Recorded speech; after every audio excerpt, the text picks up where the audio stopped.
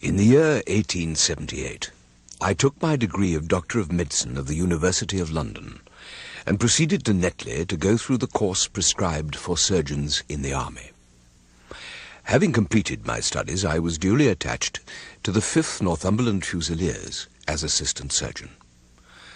The regiment was stationed in India at the time, and before I could join it, the Second Afghan War had broken out. On landing at Bombay, I found my regiment and at once entered upon my new duties. The campaign brought honours and promotion to many, but for me it had nothing but misfortune and disaster. I was removed from my brigade and attached to the Berkshires, with whom I served at the Battle of May Wand, where I was struck on the shoulder by a Jezail bullet, which shattered the bone and grazed the subclavian artery. I should have fallen into the hands of the murderous Ghazis had it not been for the devotion and courage shown by Murray, my orderly, who threw me across a pack horse and succeeded in bringing me safely to the British lines. I was removed, with a great train of wounded, to the base hospital at Peshawar. For months my life was despaired of, and when at last I came to myself and became convalescent, I was so weak and emaciated that a medical board determined that not a day should be lost in sending me back to England. I had neither kith nor kin, and was therefore as free as air, or as free as an income of 11 shillings and sixpence a day will permit a man to be. Under such circumstances, I naturally gravitated to London. There I stayed for some time at a private hotel in the Strand, leading a comfortless, meaningless existence, and spending such money as I had considerably more freely than I ought. So alarming did the state of my finances become that I soon realized that I must make a complete alteration in my style of living. I began by making up my mind to leave the hotel and to take up my quarters in some less pretentious and less expensive domicile. On the very day that I had come to this conclusion, I was standing at the Criterion bar when someone tapped me on the shoulder, and turning round I recognized young Stamford, who had been a dresser under me at Bart's. The sight of a friendly face in the great wilderness of London is a pleasant thing indeed to a lonely man, and I gave him a short sketch of my adventures. "Poor devil," he said commiseratingly, after he'd listened to my misfortunes. "What are you up to now?" "Looking for lodgings," I answered, "trying to solve the problem as to whether it is possible to get comfortable rooms at a reasonable price." "That's a strange thing," he said. "You're the second man today that has used that expression to me." "And who was the first?"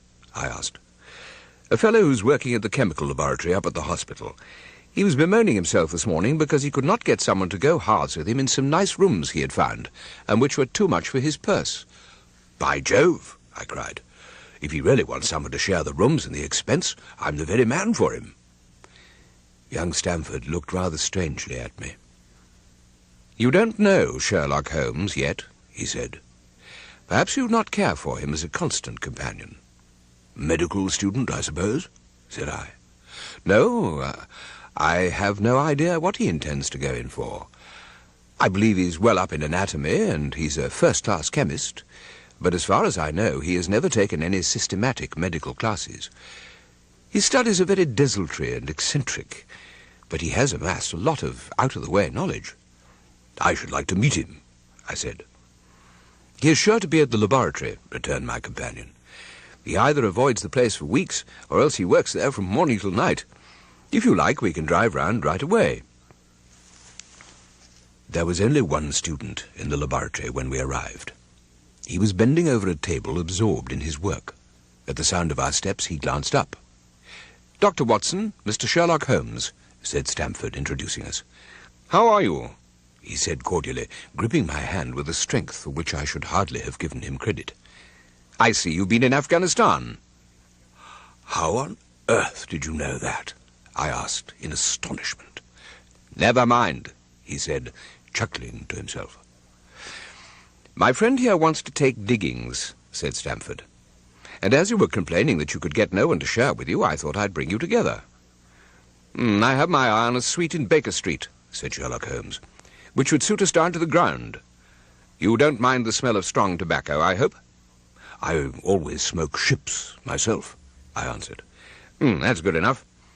I generally have chemicals about, too, and occasionally do experiments. Would that annoy you?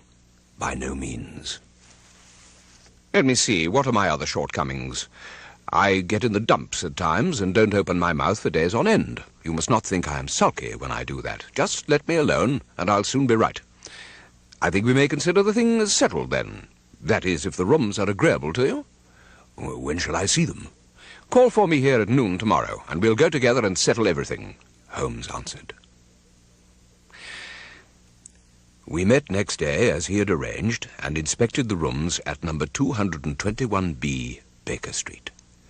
So desirable in every way were the apartments, and so moderate did the terms seem when divided between us, that the bargain was concluded on the spot, and we at once entered into possession. Holmes was certainly not a difficult man to live with. He was quiet in his ways, and his habits were regular. It was rare for him to be up after 10 at night, and he had invariably breakfasted and gone out before I rose in the morning.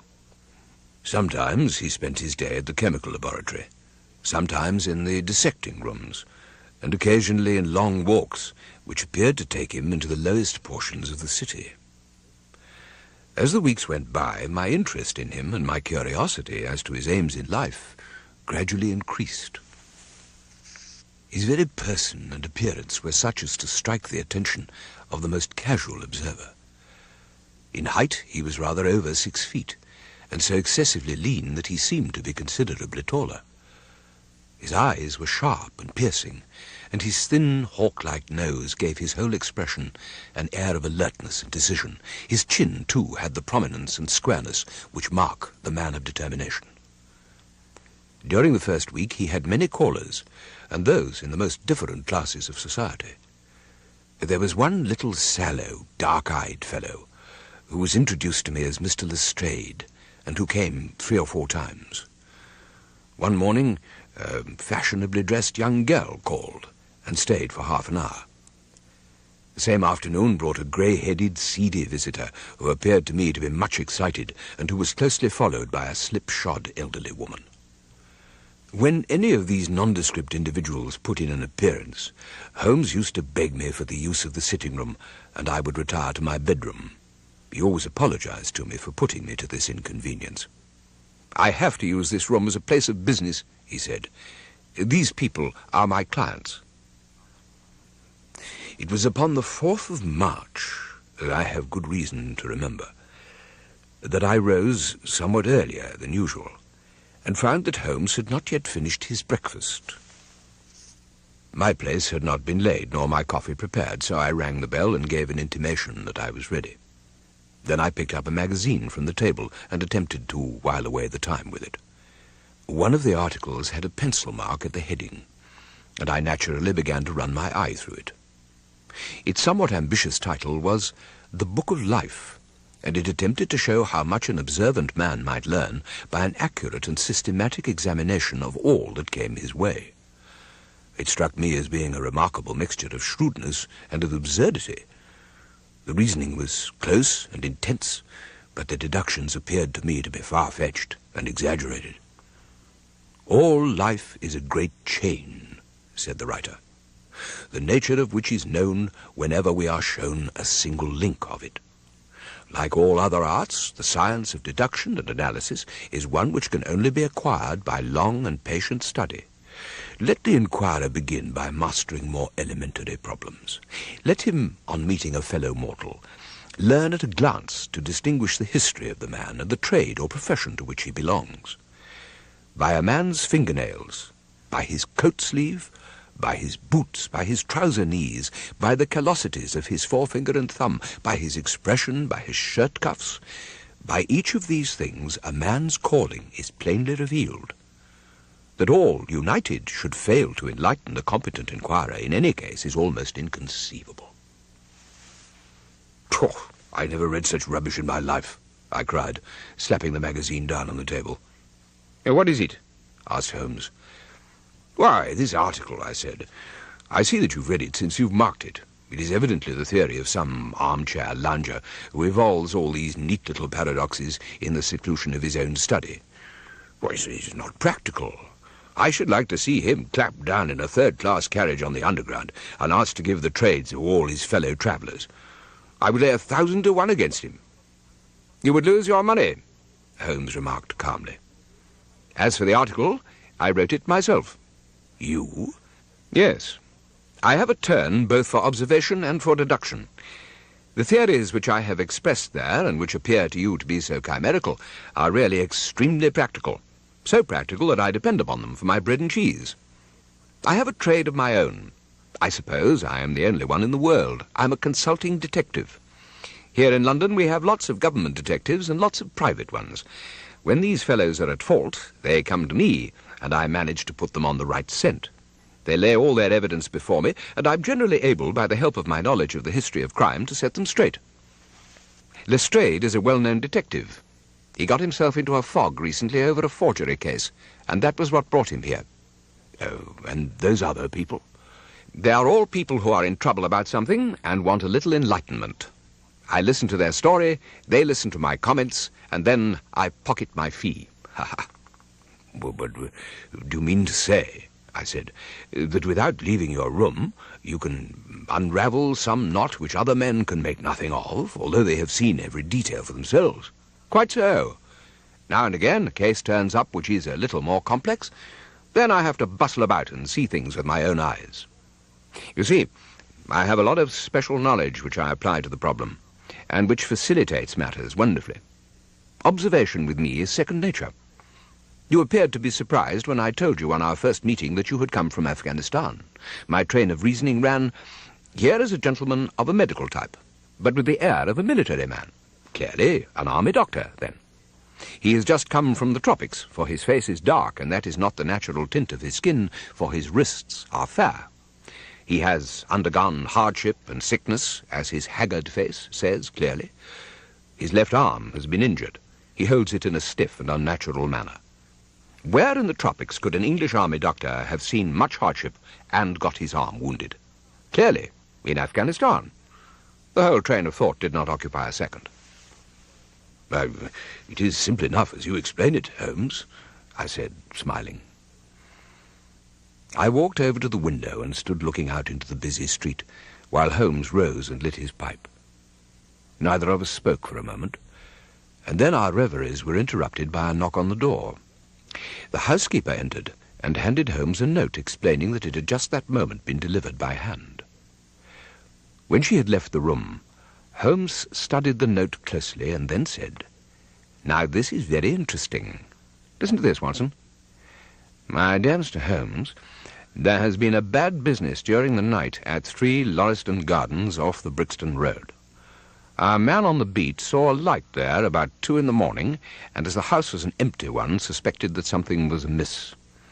He found the door open, and in the front room discovered the body of a gentleman, well-dressed and having cards in his pocket bearing the name of Enoch J. Drebber, Cleveland, Ohio, USA.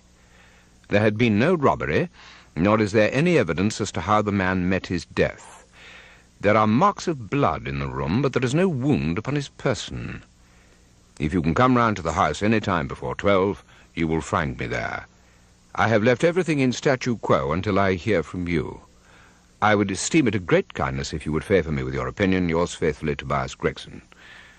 Holmes looked up and smiled. Gregson is the smartest of the Scotland Yarders," my friend remarked. "He and Lestrade are the pick of a bad lot.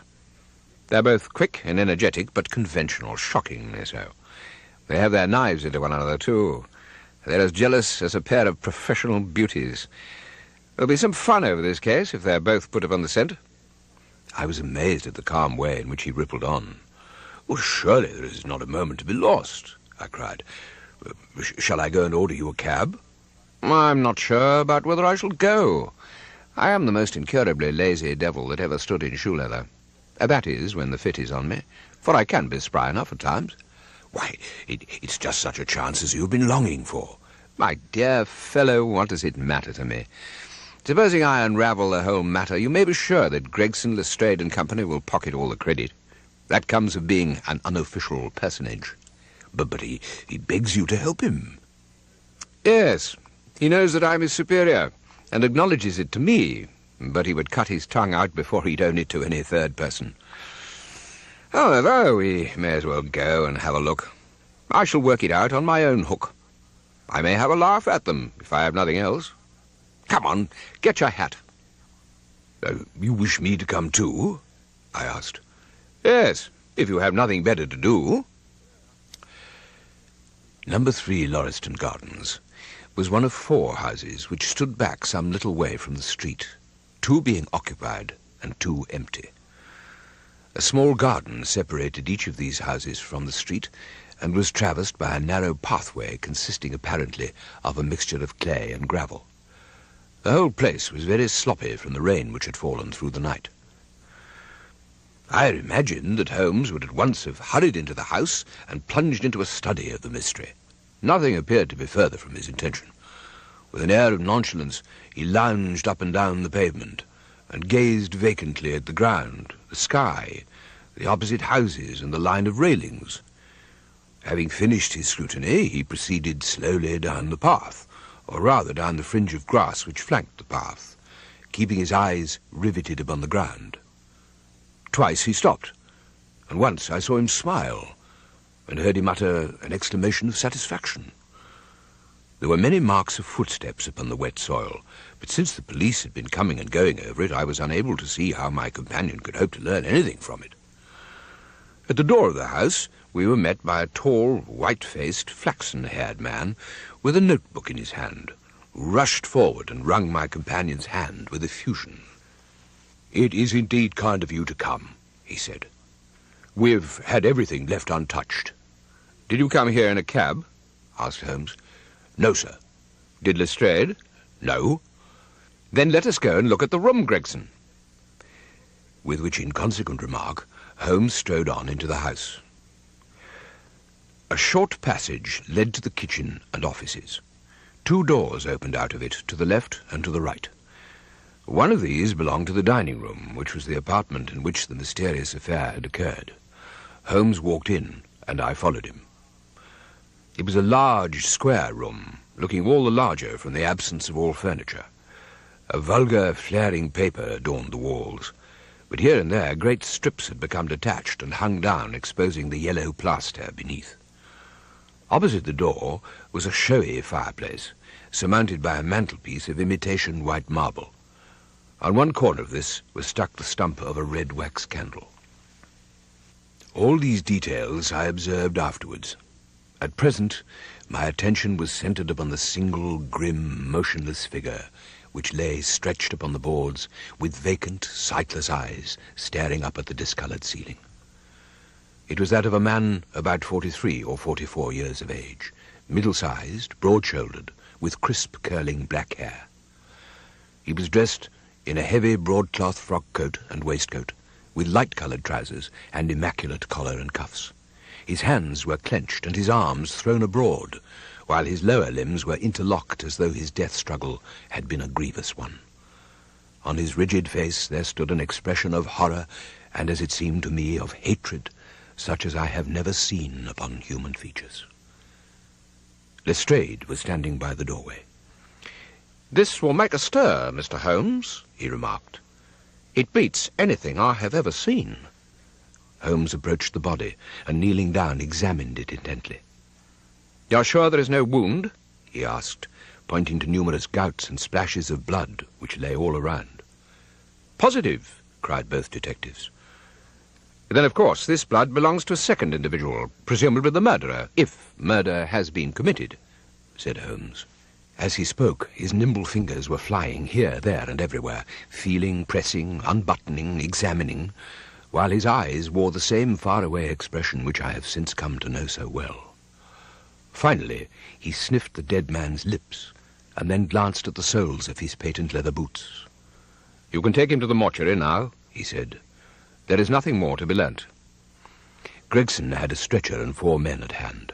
At his call they entered the room, and the stranger was lifted and carried out. As they raised him, a ring tinkled down and rolled across the floor. Lestrade grabbed it up and stared at it with mystified eyes. "It's a woman's wedding ring," he cried. He held it out as he spoke upon the palm of his hand. There could be no doubt that that circlet of plain gold had once adorned the finger of a bride. "This complicates matters," said Gregson. "Heaven knows they were complicated enough before." "You're sure it doesn't simplify them?" observed Holmes. "What did you find in his pockets?" "We have it all here," said Gregson, pointing to a litter of objects upon one of the bottom steps of the stairs. "A gold watch, gold Albert chain, very heavy and solid, gold ring with Masonic device, gold pin, Russian leather card case with cards of Enoch J. Drebber of Cleveland, corresponding with the EJD upon the linen, purse with 80-odd pounds in it, 2 letters, one addressed to E.J. Drebber and one to Joseph Stangerson." "At what address?" American Exchange, Strand, to be left till called for.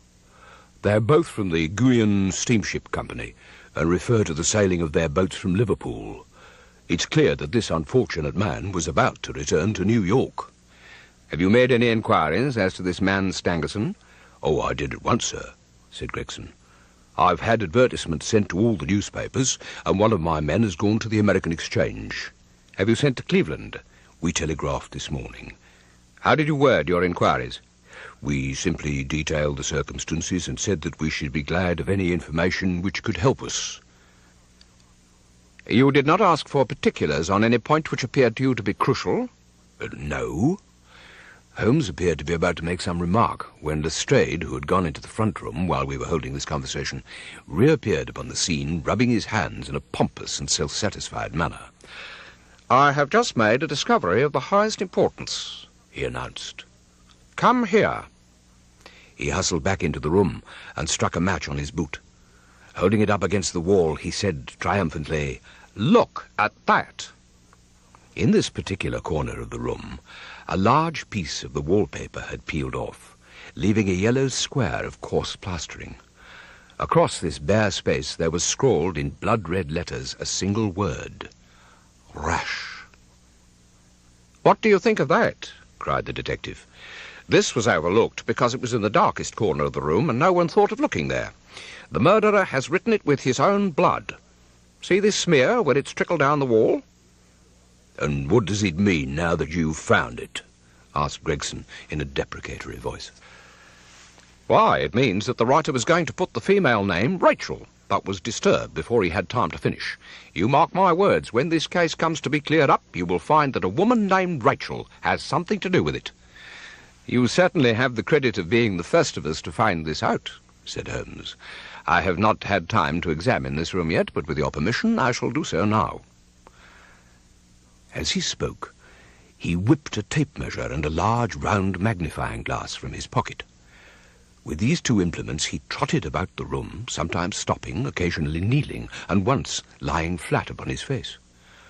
For 20 minutes or more he continued his researches, measuring with the most exact care the distance between marks which were entirely invisible to me, and occasionally applying his tape to the walls in an equally incomprehensible manner.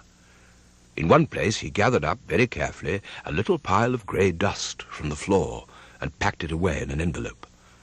Finally he examined with his glass the word upon the wall, going over every letter of it with the most minute exactness. This done, he appeared to be satisfied, for he replaced his tape and his glass in his pocket. Gregson and Lestrade had watched the manoeuvres of their amateur companion with considerable curiosity and some contempt. "I should like to speak to the constable who found the body," said Holmes. "Can you give me his name and address?" Lestrade glanced at his notebook.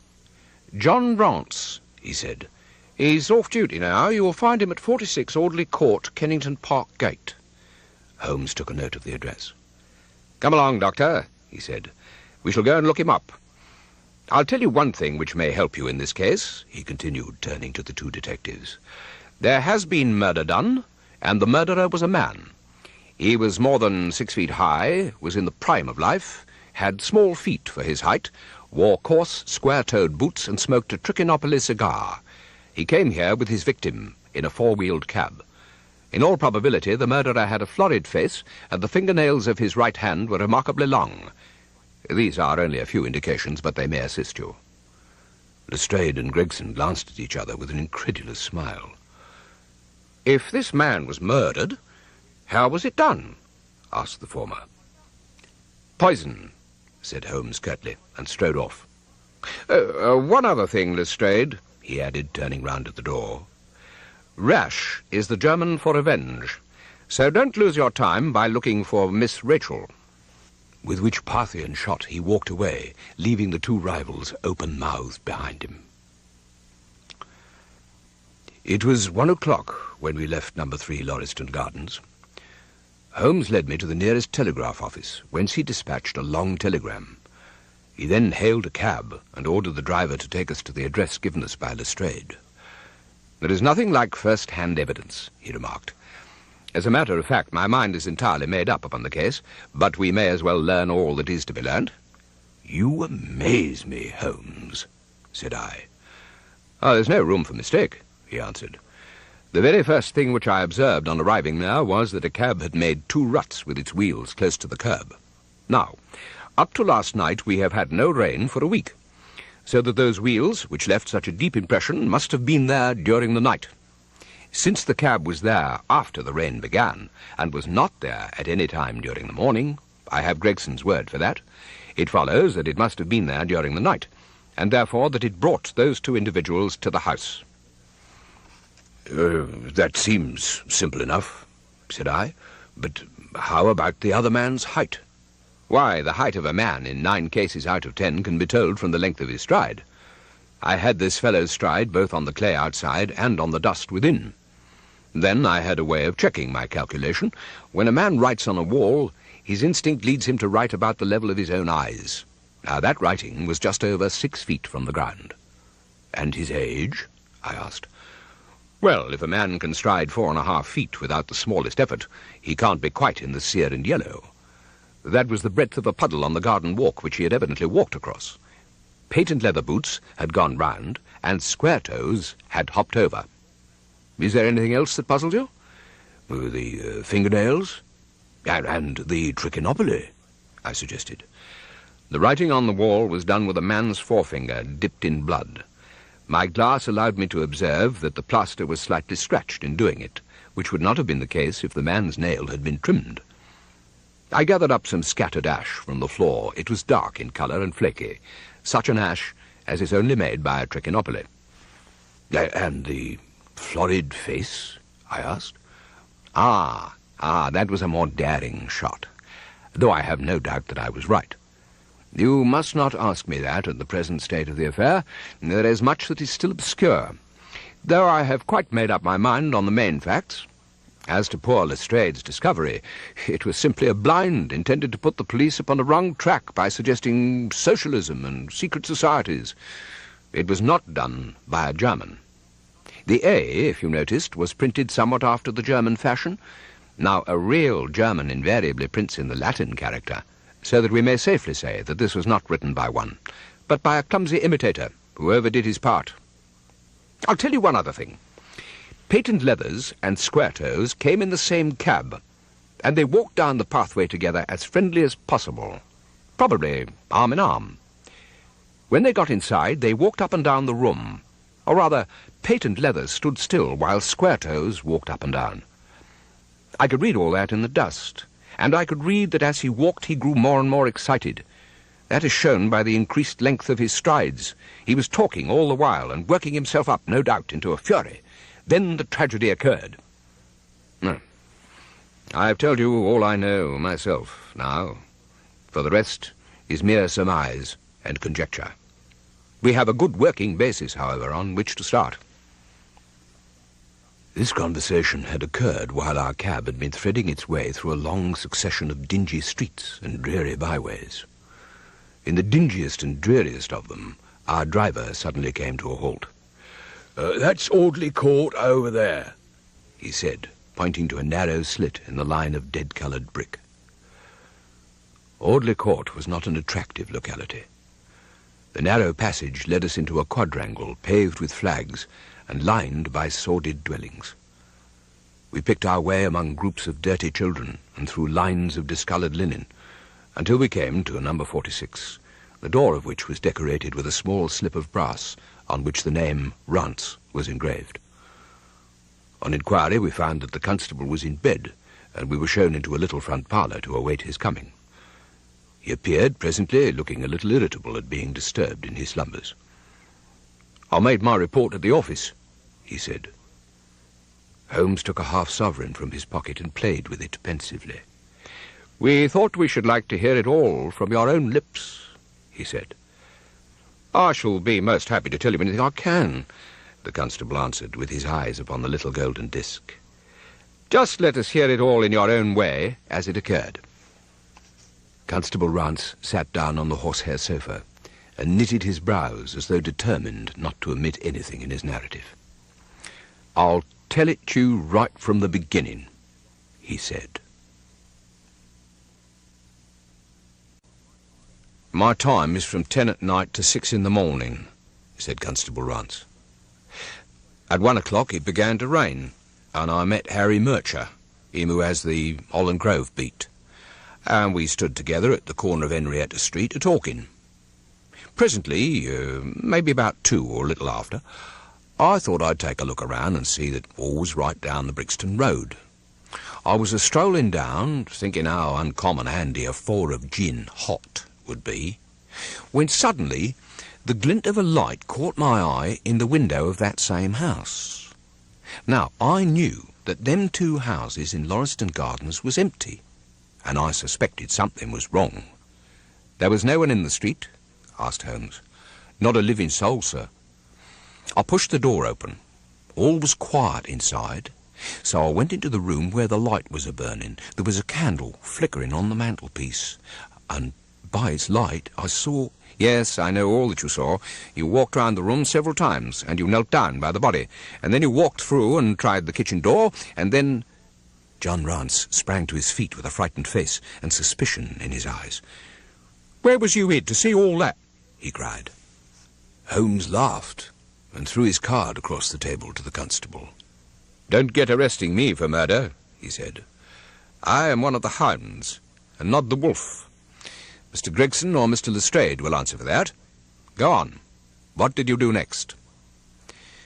Rance resumed his seat, without, however, losing his mystified expression. "I went back to the gate and sounded my whistle. That brought Murcher and 2 more to the spot. Was the street empty then? Well, it was, as far as anybody that could be of any good goes." "What do you mean?" The constable's features broadened into a grin. "I've seen many a drunk chap in my time," he said, "but never anyone so crying drunk as that cove. He was at the gate when I came out, a-leaning up agin the railings and a-singing at the pitch of his lungs. He couldn't stand, far less help." "What sort of man was he?" asked Holmes. "His face, his dress. Did you notice them?" "Oh, I should think I did notice them, seeing that I had to prop him up, me and Murcher between us. He was a long chap, with a red face, the lower part muffled round." "How was he dressed?" "Oh, a brown overcoat." "Had he a whip in his hand?" A whip? No." He must have left it behind," muttered my companion. "You didn't happen to see or hear a cab after that?" "No." "Ah, there's a half-sovereign for you," said Holmes, standing up and taking his hat. "Come along, Doctor." We started off for the cab together, leaving our informant incredulous, but obviously uncomfortable. "The blundering fool," Holmes said bitterly as we drove back to our lodgings. "Just to think of his having such an incomparable bit of luck, and not taking advantage of it." "I'm rather in the dark still," I said. "It is true that the description of this man tallies with your idea of the second party in this mystery, but why should he come back to the house after leaving it? That is not the way of criminals." "The ring, man, the ring! That was what he came back for. If we have no other way of catching him, we can always bait our line with the ring. I shall have him, Doctor. I'll lay you 2 to 1 that I shall have him."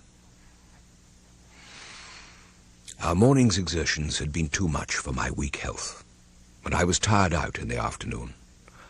I lay down upon the sofa and endeavoured to get a couple of hours' sleep. Holmes had gone out again almost immediately after we'd got back from Audley Court. He returned shortly before dinner-time and said abruptly, Have you seen the evening paper? No, I answered. It gives a fairly good account of the affair. It does not mention the fact that when the man was raised up, a woman's wedding ring fell upon the floor. It is just as well it does not. Why? Look at this advertisement, he answered. I had one sent to every paper this morning, immediately after the affair. He threw the paper across to me, and I glanced at the place indicated.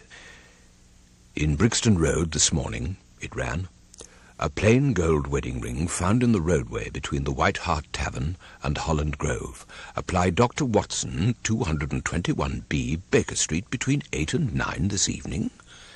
Excuse me using your name, Holmes said. If I used my own, some of these dunderheads would recognize it and want to meddle in the affair. Oh, that's all right, I answered. But supposing anyone applies, I have no ring. Oh, yes, you have, said he, handing me one. This will do very well. It is almost a facsimile. And who do you expect will answer this advertisement? Why, the man in the brown coat. Our florid friend with the square toes. If he does not come himself, he will send an accomplice. If my view of the case is correct, this man would rather risk anything than lose the ring. According to my notion, he dropped it while stooping over Drebber's body and did not miss it at the time. After leaving the house, he discovered his loss and hurried back, but found the police already in possession. He had to pretend to be drunk in order to allay the suspicions which might have been aroused by his appearance at the gate. On thinking the matter over, it must have occurred to him that it was possible that he had lost the ring in the road after leaving the house. What would he do then? He would eagerly look out for the evening paper in the hope of seeing it among the articles found. His eye, of course, would alight upon this. He would be overjoyed. Why should he fear a trap? There would be no reason in his eyes why the finding of the ring should be connected with the murder. He would come. He will come. At precisely 10 minutes past 8 that evening, there was a sharp ring at the bell. We heard the servant pass along the hall and the click of the latch as she opened it. Does Dr. Watson live here? Asked a clear but rather harsh voice. We could not hear the servant's reply, but the door closed and someone began to ascend the stairs. The footfall was an uncertain and shuffling one. A look of surprise passed over the face of my companion as he listened to it. It came slowly along the passage, and there was a feeble tap at the door. "Come in," I cried. At my summons, instead of the man of violence whom we expected, a very old and wrinkled woman hobbled into the apartment. After dropping a curtsy, she stood blinking at us with her bleared eyes, and then, drawing out a copy of the evening paper, pointed to our advertisement. "It's this as has brought me," she said. "A gold wedding ring in the Brixton Road. It belongs to my girl Sally, as was married only this time 12 months. "Is that her ring?" I asked. "The Lord be thanked," cried the old woman. "Sally will be a glad woman this night. That's the ring." "And what may your address be?" I inquired, taking up a pencil. 13 Duncan Street, Houndsditch. Sally lives in lodgings at 3 Mayfield Place, Peckham." "And your name is?" "Sawyer. Hers is Dennis." "Here is your ring, Mrs. Sawyer," I said, in obedience to a sign from my companion. "It clearly belongs to your daughter, and I am glad to be able to restore it to the rightful owner." With many mumbled blessings and protestations of gratitude, the old crone packed it away in her pocket and shuffled off down the stairs. Sherlock Holmes sprang to his feet the moment that she was gone and rushed into his room. He returned in a few seconds, enveloped in an ulster and a cravat. "I'll follow her," he said hurriedly. "She must be an accomplice and will lead me to him. Wait up for me." It was close upon 12 before I heard the sharp sound of his latchkey. The instant he entered, I saw by his face that he had not been successful. Amusement and chagrin seemed to be struggling for the mastery, until the former suddenly carried the day, and he burst into a hearty laugh. "What happened?" I asked.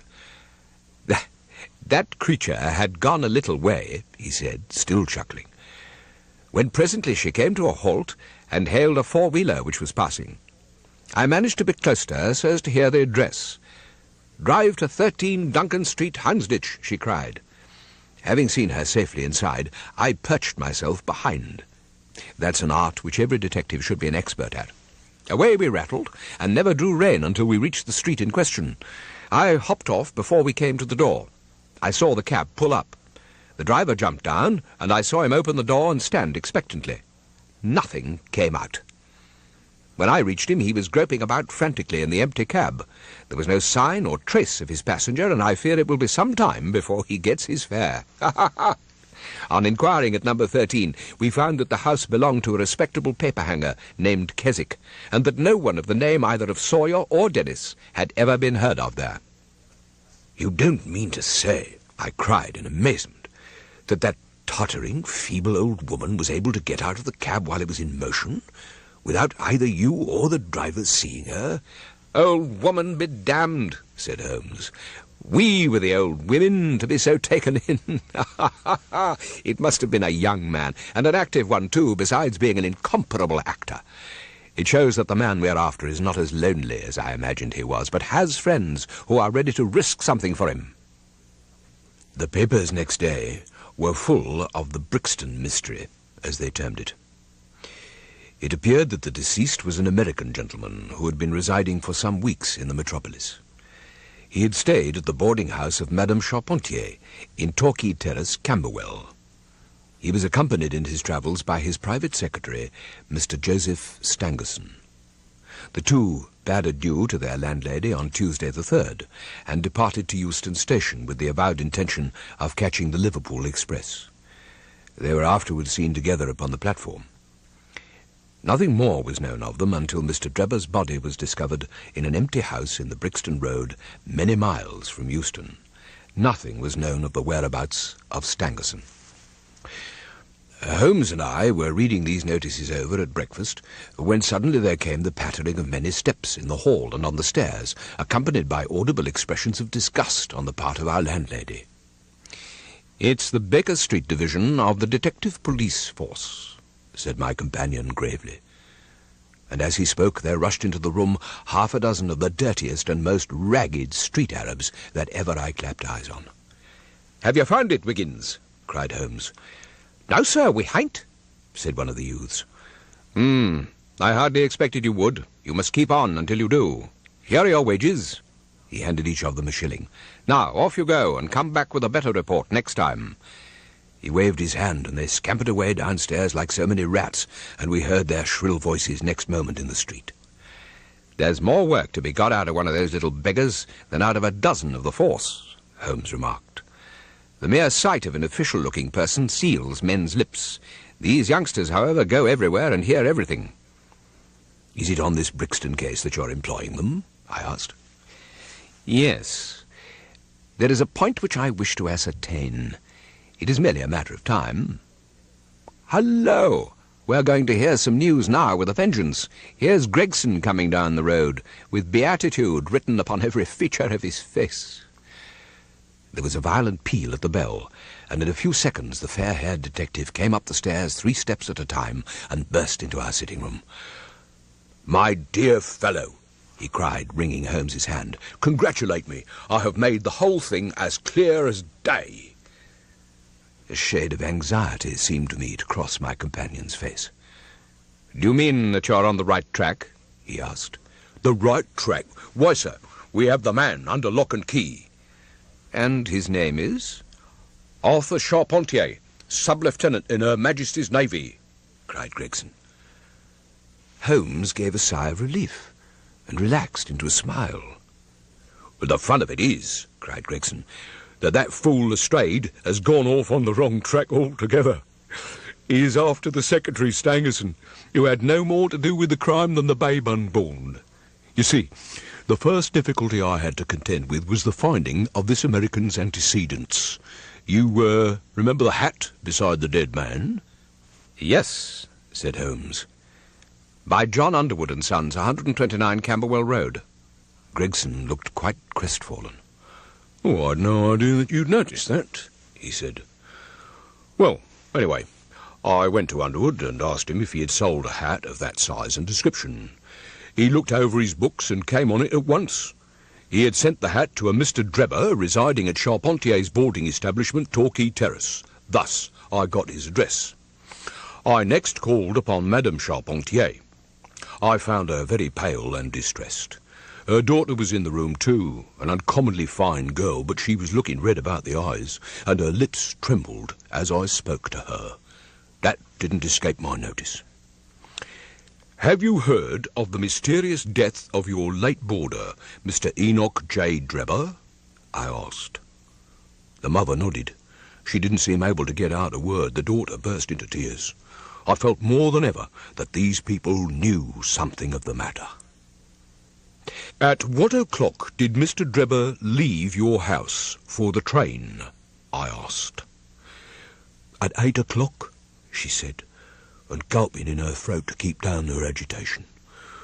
"His secretary, Mr. Stangerson, said that there were 2 trains at 9:15 and 11, and he was to catch the first." "And was that the last you saw of him?" A terrible change came over the woman's face as I asked the question. Her features turned perfectly livid. "Mr. Drebber had been with us nearly 3 weeks, she said. He and his secretary, Mr. Stangerson, had been travelling on the continent. Stangerson was a quiet, reserved man, but his employer, I am sorry to say, was far otherwise. He was coarse in his habits and brutish in his ways. The very night of his arrival he became very much the worse for drink, and indeed after 12 o'clock in the day he could hardly ever be said to be sober. His manners towards the maidservants were disgustingly free and familiar. Worst of all, he speedily assumed the same attitude towards my daughter Alice, and spoke to her more than once in a way which fortunately she is too innocent to understand. On one occasion he actually seized her in his arms and embraced her. Would to God that I had given him notice on the very day that he came. But they were paying £1 a day each, £14 a week, and this is the slack season. I'm a widow, and my boy in the Navy has cost me much. This last was too much, however, and I gave them notice to leave on account of it. My heart grew light when I saw them drive away. My son is on leave just now, but I did not tell him anything of all this, for his temper is violent and he is passionately fond of his sister. When I closed the door behind them, a load seemed to be lifted from my mind. Alas, in less than an hour there was a ring at the bell, and I learnt that Mr. Drebber had returned.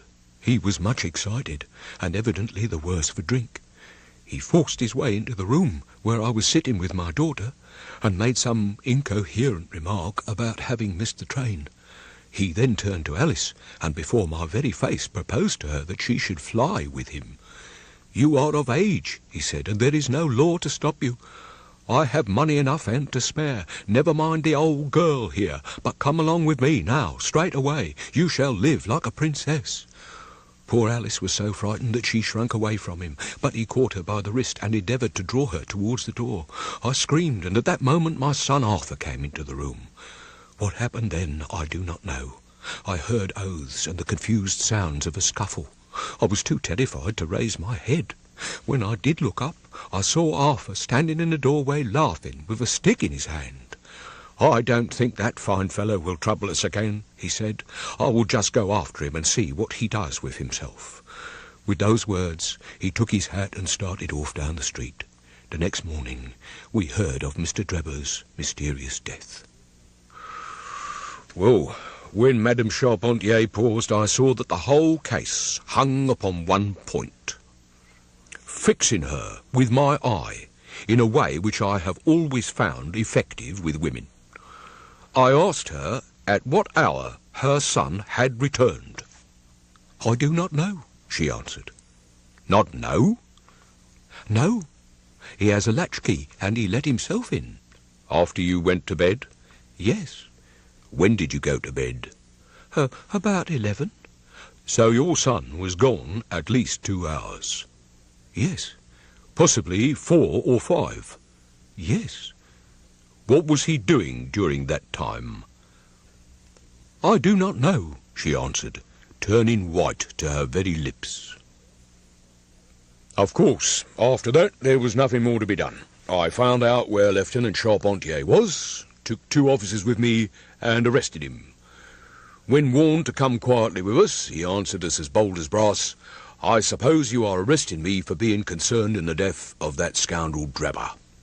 We had said nothing to him about it, so that his alluding to it had a most suspicious aspect. He still carried the heavy stick which the mother described him as having with him when he followed Drebber. It was a stout oak cudgel. My theory is that he followed Drebber as far as the Brixton Road. When there, a fresh altercation arose between them, in the course of which Drebber received a blow from the stick, in the pit of the stomach perhaps, which killed him without leaving any mark. The night was so wet that no one was about, so Charpentier dragged the body of his victim into the empty house. As to the candle, and the blood, and the writing on the wall, and the ring, they may all be so many tricks to throw the police onto the wrong scent. I flatter myself that I have managed it rather neatly. The young man volunteered a statement in which he said that after following Drebber some time, the latter perceived him and took a cab in order to get away from him. On his way home, he met an old shipmate and took a long walk with him. On being asked where this old shipmate lived, he was unable to give any satisfactory reply. I think the whole case fits together uncommonly well. What amuses me is to think of Lestrade, who had started off upon the wrong scent. I'm afraid he won't make much of it. Why, by Jove, he is the very man himself. It was indeed Lestrade, who had ascended the stairs while we were talking, and who now entered the room. The assurance and jauntiness which generally marked his demeanour and dress were, however, wanting. He stood in the centre of the room, fumbling nervously with his hat, and uncertain what to do. "This is a most extraordinary case," he said at last. "A most incomprehensible affair." "Oh, you find it so, Mr. Lestrade?" cried Gregson triumphantly. "I thought you would come to that conclusion. Have you managed to find the secretary, Stangerson?" "The secretary, Mr. Joseph Stangerson," said Lestrade gravely, "was murdered at Halliday's private hotel about 6 o'clock this morning." This news was so momentous and unexpected that we were all three fairly dumbfounded. I stared in silence at Holmes, whose lips were compressed and his brows drawn down over his eyes. "Stangerson, too," he muttered. "The plot thickens." "I have just come from his room," said Lestrade. "I was the first to discover what had occurred. I freely confess that I was of the opinion that Stangerson was concerned in the death of Drebber. This fresh development has shown me that I was completely mistaken. Full of the one idea, I set myself to find out what had become of the secretary. They'd been seen together at Euston Station about 8:30 on the evening of the 3rd. At 2 in the morning, Drebber had been found in the Brixton Road. The question which confronted me was to find out how Stangerson had been employed between 8:30 and the time of the crime, and what had become of him afterwards. I telegraphed to Liverpool, giving a description of the man, and warning them to keep a watch upon the American boats. I then set to work calling upon all the hotels and lodging-houses in the vicinity of Euston. You see, I argued that if Drebber and his companion had become separated, the natural course for the latter would be to put up somewhere in the vicinity for the night, and then to hang about the station again next morning. I spent the whole of yesterday evening in making inquiries, entirely without avail. This morning I began very early, and at 8 o'clock I reached Halliday's private hotel in Little George Street. On my inquiry as to whether a Mr. Stangerson was living there, they at once answered me in the affirmative. "No doubt you are the gentleman whom he was expecting," they said. "He has been waiting for a gentleman." "Where is he now?" I asked. "He is upstairs in bed. He wished to be called at 9. "I will go up and see him at once," I said. The Boots volunteered to show me the room. It was on the 2nd floor, and there was a small corridor leading up to it. The Boots pointed out the door to me and was about to go downstairs again when I saw something that made me feel sickish in spite of my 20 years' experience. From under the door there curled a little red ribbon of blood, which had meandered across the passage and formed a little pool along the skirting at the other side. The door was locked on the inside, but we put our shoulders to it and knocked it in. The window of the room was open, and beside the window, all huddled up, lay the body of a man in his nightdress. He was quite dead, and had been for some time, for his limbs were rigid and cold. When we turned him over, the boots recognised him at once as being the same gentleman who had engaged the room under the name of Joseph Stangerson. The cause of death was a deep stab in the left side, which must have penetrated the heart. And now comes the strangest part of the affair. What do you suppose was above the murdered man? I felt a creeping of the flesh, and a presentiment of coming horror even before Holmes answered. The word rash, written in letters of blood, he said. That was it, said Lestrade in an awestruck voice, and we were all silent for a while. The man was seen, continued Lestrade. A milk boy, passing on his way to the dairy, happened to walk down the lane which leads from the mews at the back of the hotel. He noticed that a ladder was raised against one of the windows of the second floor, which was wide open. After passing, he looked back and saw a man descend the ladder. He came down so quietly and openly that the boy imagined him to be some carpenter or joiner at work in the hotel. He has an impression that the man was tall, had a reddish face, and was dressed in a long, brownish coat. I glanced at Holmes on hearing the description of the murderer, which tallied so exactly with his own. There was, however, no trace of exultation or satisfaction upon his face. "Did you find nothing in the room which could furnish a clue to the murderer?" he asked. "Nothing. There were no papers or memoranda in the murdered man's pocket, except a single telegram dated from Cleveland about a month ago and containing the words, 'J.H. is in Europe.' There was no name appended to this message. There was also a glass of water on the table, and on the window-sill a small chip ointment box containing a couple of pills." Sherlock Holmes sprang from his chair with an exclamation of delight. "The last link," he cried exultantly. "My case is complete." The two detectives stared at him in amazement. "I have now in my hands," my companion said confidently, "all the threads which have formed such a tangle. There are, of course, details to be filled in, but I am as certain of all the main facts, from the time that Drebber parted from Stangerson at the station up to the discovery of the body of the latter, as if I had seen them with my own eyes. Could you lay your hands upon those pills, Lestrade?" "I have them here," said the detective, producing a small white box. "Now, Doctor," said Holmes, turning to me, "are those ordinary pills?" They certainly were not. They were of a pearly grey colour, small, round, and almost transparent against the light.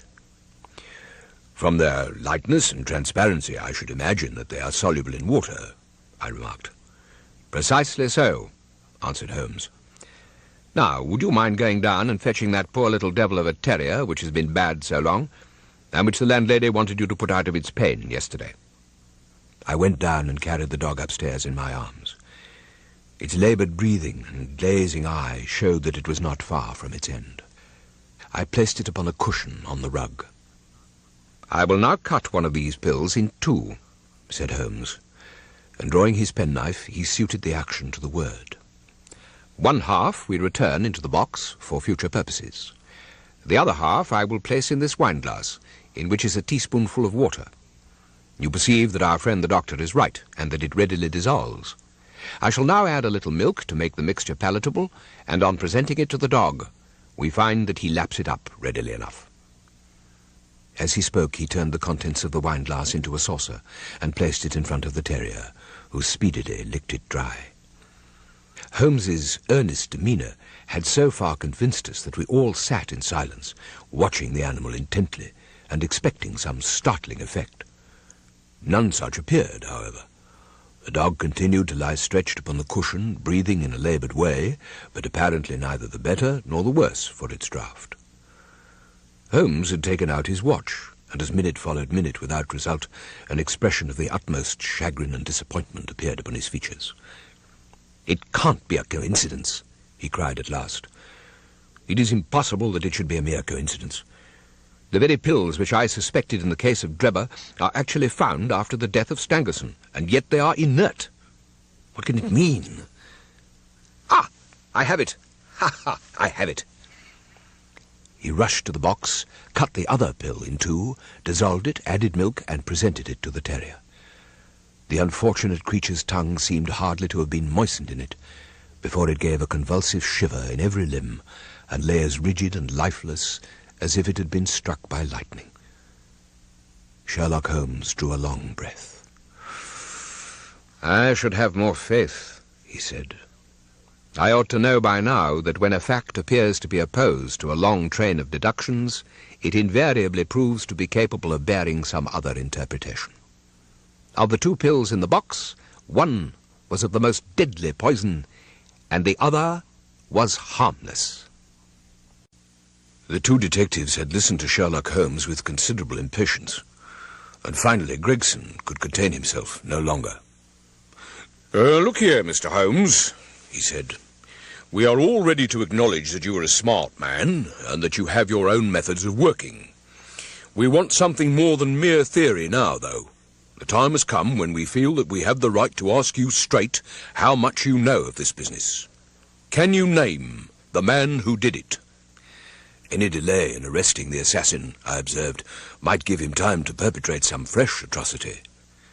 "There will be no more murders," said Holmes. "You can put that consideration out of the question. You have asked me if I know the name of the assassin. I do. The mere knowing of his name is a small thing, however, compared with the power of laying our hands upon him. This I expect very shortly to do. But it is a thing which needs delicate handling, for we have a shrewd and desperate man to deal with." Gregson and Lestrade were about to speak when there was a tap at the door, and the spokesman of the street Arabs, young Wiggins, introduced his insignificant and unsavoury person. "Please, sir," he said, touching his forelock, "I have the cab downstairs." "Good boy," said Holmes blandly. "Why don't you introduce this pattern at Scotland Yard, Lestrade?" he continued, taking a pair of steel handcuffs from a drawer. "See how beautifully the spring works. They fasten in an instant." "Oh, the old pattern is good enough," remarked Lestrade, "if we can only find the man to put them on." Very good, said Holmes, smiling. "The cabman may as well help me with my boxes. Just ask him to step up, Wiggins." I was surprised to find my companion speaking as though he were about to set out on a journey, since he had not said anything to me about it. There was a small portmanteau in the room, and this he pulled out and began to strap. He was busily engaged at it when the cabman entered the room. "Just give me a help with this buckle, cabman," he said, kneeling over to his task and never turning his head. The fellow came forward with a somewhat sullen, defiant air, and put down his hands to assist. At that instant there was a sharp click, the jangling of metal, and Sherlock Holmes sprang to his feet again. "Gentlemen," he cried with flashing eyes, "let me introduce you to Mr. Jefferson Hope, the murderer of Enoch Drebber and of Joseph Stangerson." The whole thing occurred in a moment, so quickly that I had no time to realize it.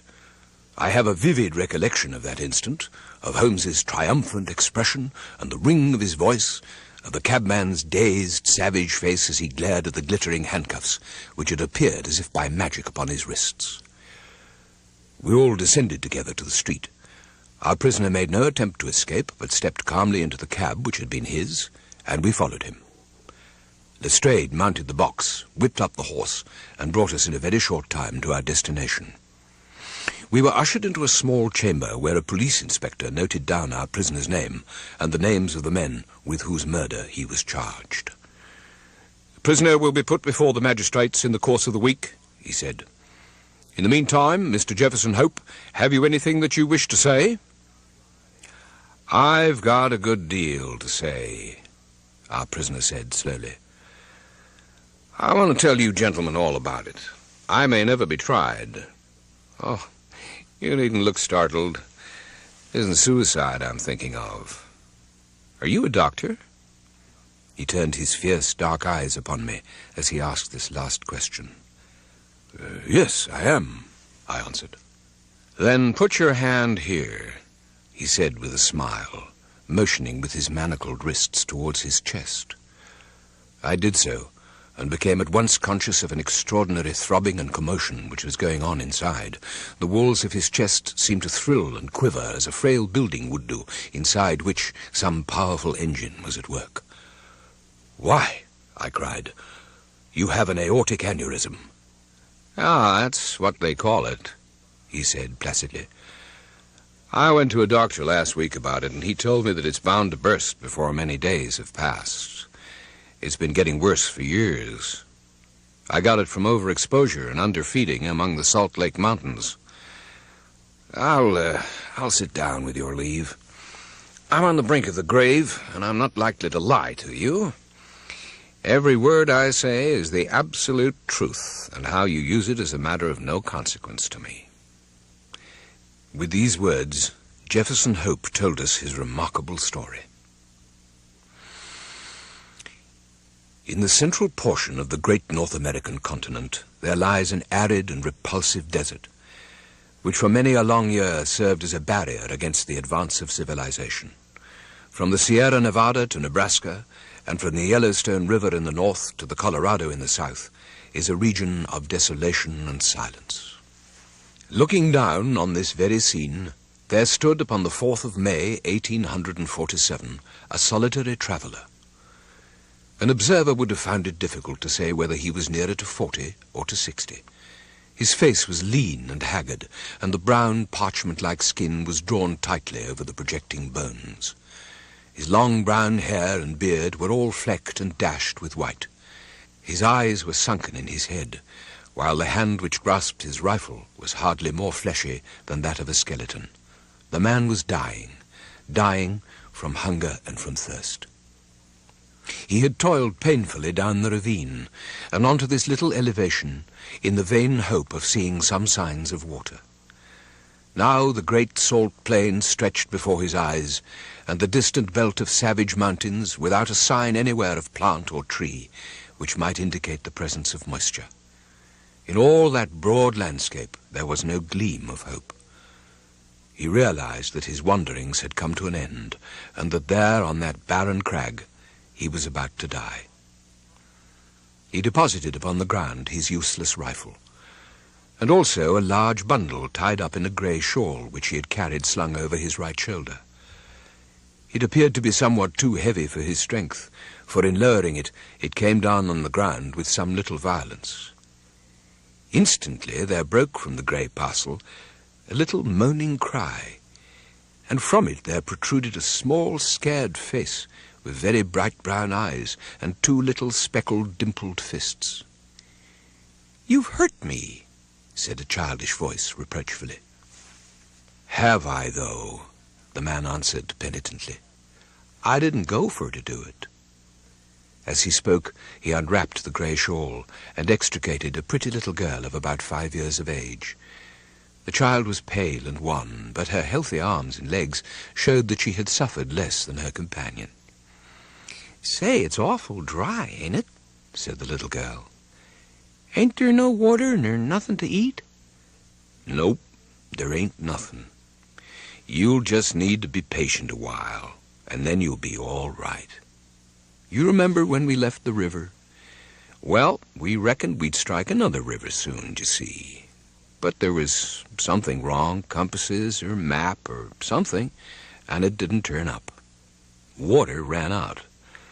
Mr. Bender, he was the first to go, and then Indian Pete, and then Mrs. McGregor, and then Johnny Hones, and then your mother."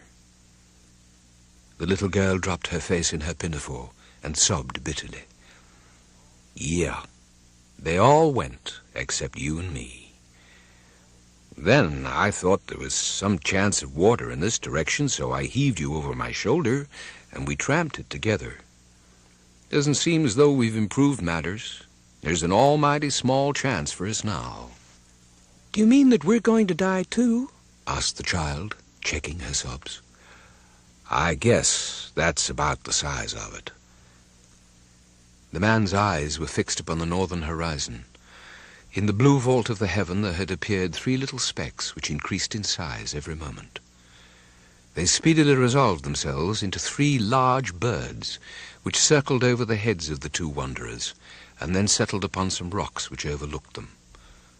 They were buzzards, the vultures of the west, whose coming is the forerunner of death. "Now, what would you think of offering up a prayer?"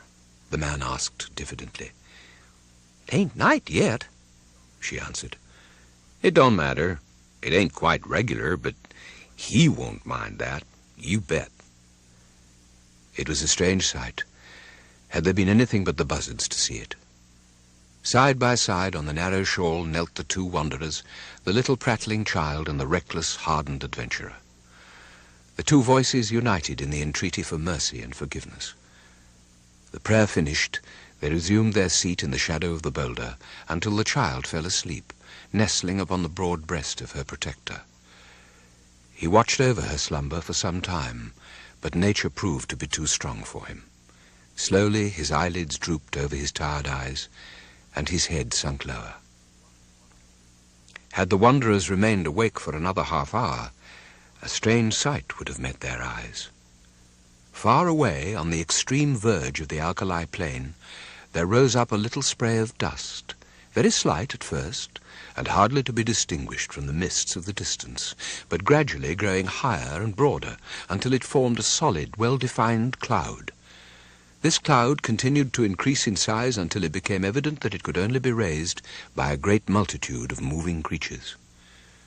As the whirl of dust drew nearer to the solitary bluff upon which the 2 castaways were reposing, the canvas-covered tilts of wagons and the figures of armed horsemen began to show up through the haze, and the apparition revealed itself as being a great caravan upon its journey for the west. But what a caravan! When the head of it had reached the base of the mountains, the rear was not yet visible on the horizon. Right across the enormous plain stretched the straggling array, wagons and carts, men on horseback, and men on foot. At the head of the column there rode a score or more of grave, iron-faced men, clad in sombre homespun garments and armed with rifles. On reaching the base of the bluff, they halted and held a short council among themselves. "The wells are to the right, my brothers," said one, a hard-lipped, clean-shaven man with grizzly hair. "To the right of the Sierra Blanco, so we shall reach the Rio Grande," said another. "Fear not for water," cried a third. "He who could draw it from the rocks will not now abandon his chosen people." "Amen, amen," responded the whole party. They were about to resume their journey when one of the youngest and keenest-eyed uttered an exclamation and pointed up at the rugged crag above them. From its summit there fluttered a little wisp of pink, showing up hard and bright against the grey rocks behind. At the sight there was a general reining up of horses and unslinging of guns, while fresh horsemen came galloping up to reinforce the vanguard. "Shall I go forward and see, Brother Snaggerson?" asked one of the band. "And I," cried a dozen voices. "Leave your horses below, and we will await you here," the rider answered. In a moment the young fellows had dismounted, fastened their horses, and were ascending the precipitous slope which led up to the object which had excited their curiosity. They advanced rapidly and noiselessly with the confidence and dexterity of practiced scouts. The young man who had first given the alarm was leading them. Suddenly his followers saw him throw up his hands as though overcome with astonishment, and on joining him they were affected in the same way by the sight which met their eyes. On the little plateau which crowned the barren hill there stood a single giant boulder, and against this boulder there lay a tall man, long-bearded and hard-featured, but of an excessive thinness. His placid face and regular breathing showed that he was fast asleep. Beside him lay a little child, with her round white arms encircling his brown sinewy neck. On the ledge of a rock above this strange couple there stood 3 solemn buzzards, who, at the sight of the newcomers, uttered raucous screams of disappointment and flapped sullenly away. The cries of the foul birds awoke the 2 sleepers, who stared about them in bewilderment. The rescuing party was speedily able to convince the two castaways that their appearance was no delusion. One of them seized the little girl and hoisted her upon his shoulder, while two others supported her gaunt companion and assisted him towards the wagons. "My name is John Ferrier," the wanderer explained. "Me and that little un are all that's left of 21 people. The rest's all dead of thirst and hunger way down in the south." "Is she your child?" asked someone. "I guess she is now. She's mine because I saved her, and no man will take her from me. She's Lucy Ferrier from this day on." "Who are you, though?" "We're the persecuted children of God," said one of the young men. "The chosen of the angel Moroni. We've come from Nauvoo in the state of Illinois, where we'd founded our temple. We have come to seek a refuge from the violent man and from the godless, even though it be the heart of the desert." "I see," said John Ferrier. "You are the Mormons." "We are the Mormons," answered his companions with one voice. "And where are you going?" "We do not know.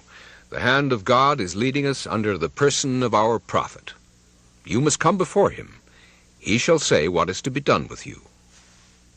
They had reached the base of the hill by this time, and were surrounded by crowds of the pilgrims, pale-faced, meek-looking women, strong, laughing children, and anxious, earnest-eyed men. Their escort did not halt, but pushed on, followed by a great crowd of Mormons, until they reached a wagon which was conspicuous for its great size and for the gaudiness and smartness of its appearance. Beside the driver there sat a man who could not have been more than 30 years of age, but whose massive head and resolute expression marked him as their leader. He listened attentively to their escort's account, and then said, "If we take you with us, it can only be as believers in our own creed. We shall have no wolves in our fold. Better far that your bones should bleach in this wilderness than that you should prove to be that little speck of decay which in time corrupts the whole fruit. Will you come with us on these terms?" I guess I'll come with you on any terms," said Ferrier. "Take him, Brother Staggerson," said the leader. "Give him food and drink, and the child likewise. Let it be your task also to teach him our holy creed. We've delayed long enough. Forward! On to Zion!" With a cracking of whips and a creaking of wheels, the great wagons got into motion, and soon the whole caravan was winding along once more. The two castaways, John Ferrier and the little girl who had shared his fortunes and had been adopted as his daughter, accompanied the Mormons under their leader, Brigham Young, to the end of their great pilgrimage. Little Lucy Ferrier was borne along pleasantly enough in Elder Stangerson's wagon, a retreat which she shared with the Mormon's 3 wives, and with his son, a headstrong, forward boy of 12. In the meantime, Ferrier, having recovered from his privations, distinguished himself as a useful guide and an indefatigable hunter. So rapidly did he gain the esteem of his new companions that when they reached the end of their wanderings, it was unanimously agreed that he should be provided with as large and as fertile a tract of land as any of the settlers, with the exception of Young himself, and of Stangerson, Kemble, Johnston, and Drebber, who were the 4 principal elders. On the farm thus acquired, John Ferrier built himself a substantial log house, and within 10 short years there were not half a dozen men in the whole of Salt Lake City who could compare with him in wealth and influence.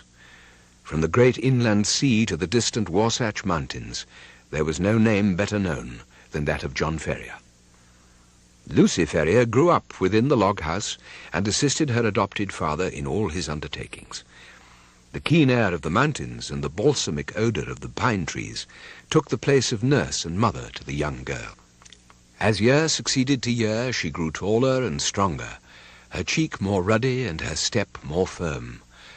The bud blossomed into a flower, and the year which saw her father the richest of the farmers left her as fair a specimen of American girlhood as could be found in the whole Pacific slope. It was not the father, however, who first discovered that the child had developed into the woman. It was on a warm June morning that Lucy had ridden into the city on a commission from her father. She had reached the outskirts when she found the road blocked by a great drove of cattle, driven by half a dozen wild-looking herdsmen from the plains. In her impatience, she endeavoured to pass this obstacle by pushing her horse into what appeared to be a gap. Scarcely had she got fairly into it, however, before the beasts closed in behind her, and she found herself completely embedded in the moving stream of fierce-eyed, long-horned bullocks.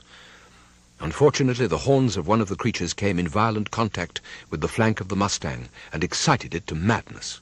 In an instant it reared up upon its hind legs with a snort of rage and pranced and tossed in a way that would have unseated any but a skilful rider. It was all that the girl could do to keep herself in the saddle, yet a slip would mean a terrible death under the hoofs of the unwieldy and terrified animals. Choked by the rising cloud of dust and by the steam from the struggling creatures, she might have abandoned her efforts in despair, but for a kindly voice at her elbow which assured her of assistance. At the same moment, a sinewy brown hand caught the frightened horse by the curb, and forcing a way through the drove, soon brought her to the outskirts. "Ha! Thank God you kept your seat," said her preserver respectfully. He was a tall, savage-looking young fellow, mounted on a powerful roan horse, and clad in the rough dress of a hunter, with a long rifle slung over his shoulders. "I guess you're the daughter of John Ferrier," he remarked. "I saw you ride down from his house. And when you see him, ask him if he remembers the Jefferson Hopes of St. Louis. If he's the same Ferrier, my father and he were pretty thick." Well, hadn't you better come and ask yourself?" she said demurely. The young fellow seemed pleased at the suggestion, and his dark eyes sparkled with pleasure. "I'll do that," he said. He called on John Ferrier that night, and many times again, until his face was a familiar one at the farmhouse. John, cooped up in the valley and absorbed in his work, had had little chance of learning the news of the outside world during the last 12 years. All this Jefferson Hope was able to tell him, and in a style which interested Lucy as well as her father. He'd been a pioneer in California and could narrate many a strange tale of fortunes made and fortunes lost in those wild, halcyon days. He'd been a scout, too, and a trapper, a silver explorer, and a ranchman. He and his companions had been among the Nevada mountains prospecting for silver, and had returned to Salt Lake City in the hope of raising capital enough to work some lodes which they had discovered. He soon became a favorite with the old farmer, who spoke eloquently of his virtues. On such occasions, Lucy was silent, but her blushing cheek and her bright, happy eyes showed only too clearly that her young heart was no longer her own. Her honest father may not have observed these symptoms, but they were assuredly not thrown away upon the man who had won her affections. One summer evening, he came galloping down the road and pulled up at the gate. She was at the doorway and came down to meet him. He threw the bridle over the fence and strode up the pathway. "I am off, Lucy," he said, taking her 2 hands in his and gazing tenderly down into her face. "I won't ask you to come with me now, but will you be ready to come when I am here again?" And when will that be?" she asked, blushing and laughing. "Oh, a couple of months at the outside. I will come and claim you then, my darling. There's no one who can stand between us." "And how about father?" she asked. "He has given his consent, provided we get these mines working all right. I have no fear on that head." "Oh, well, of course, if you and father have arranged it all, well, there's no more to be said," she whispered. "It is settled then," he said. "They are waiting for me at the canyon. Goodbye. In 2 months, you shall see me again." He tore himself from her as he spoke, and flinging himself upon his horse, galloped away furiously. She stood at the gate, gazing after him until he vanished from her sight. Then she walked back into the house, the happiest girl in all Utah. One fine morning, some weeks later, John Ferrier was about to set out to his wheat fields when he heard the click of the latch, and looking through the window, saw a stout, sandy-haired, middle-aged man coming up the pathway. His heart leapt to his mouth, for this was none other than the great Brigham Young himself. Full of trepidation, for he knew that such a visit boded him little good, Ferrier ran to the door to greet the Mormon chief. The latter, however, received his salutations coldly, and followed him with a stern face into the sitting room. "Brother Ferrier," he said, "the true believers have been good friends to you. We picked you up when you were starving in the desert. We shared our food with you, led you safe to the chosen valley, gave you a goodly share of land, and allowed you to wax rich under our protection. In return for all this, we asked but one condition. That was that you should embrace the true faith and conform in every way to its usages. This you promised to do, and this you have neglected." "Well, how have I neglected it?" asked Ferrier. "Were you wives?" asked Young, looking round him. "Call them in, that I may greet them." "It is true that I have not married," Ferrier answered. "But I was not a lonely man. I had my daughter to attend to my wants." "It is of that daughter that I would speak to you," said the leader of the Mormons. "She has grown to be the flower of Utah, and has found favor in the eyes of many who are high in the land. There are stories of her which I would fain disbelieve, stories that she is sealed to some Gentile. What is the 13th rule in the code of the sainted Joseph Smith? Let every maiden of the true faith marry one of the elect, for if she wed a Gentile, she commits a grievous sin. This being so, it is impossible that you, who profess the Holy Creed, should suffer your daughter to violate it." John Ferrier made no answer. "Upon this one point, your whole faith shall be tested," Young continued. "So it has been decided in the Sacred Council of Four. Stangerson has a son, and Drebber has a son, and either of them would gladly welcome your daughter to their house. Let her choose between them. They are young and rich and of the true faith. She shall have a month to choose. At the end of that time she shall give her answer." He was passing through the door when he turned, with flushed face and flashing eyes. "It were better for you, John Ferrier," he thundered, "that you and she were now lying blanched skeletons upon the Sierra Blanco, than that you should put your weak wills against the orders of the Holy Four." On the morning which followed his interview with the Mormon prophet, John Ferrier went into Salt Lake City, and having found an acquaintance who was bound for the Nevada mountains, he entrusted him with a message to Jefferson Hope. In it he told the young man of the imminent danger which threatened them, and how necessary it was that he should return at once. Having done thus, he felt easier in his mind, and returned home with a lighter heart.